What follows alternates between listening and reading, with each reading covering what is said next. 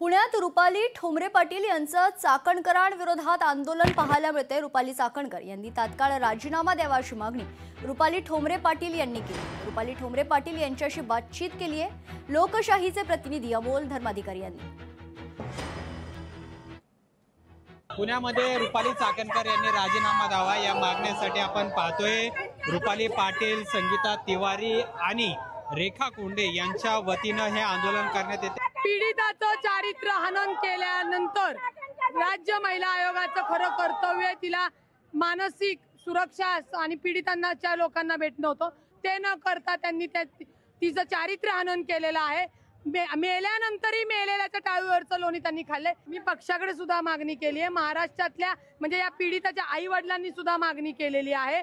एक लक्षात घ्या, इथं पक्षाचा विषय नाहीये, इथं जे संविधान पद आहे त्या पदावर जी व्यक्ती जाते ती पक्षाचीच जाते।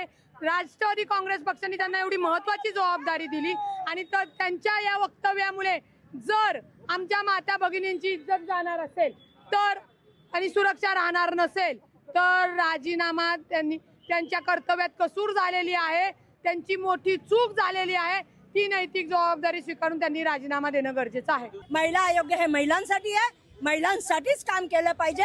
नट्टापट्टावाली बाई काढून टाका, तिला काही काम कळत नाही, तिची सगळी अक्कल गुडघ्यात आहे।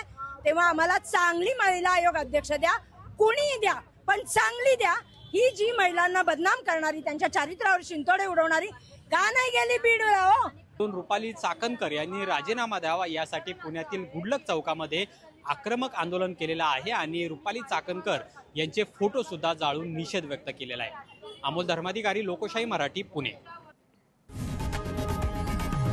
लोकशाही मराठी ऐका, पहा, जागरूक रहा।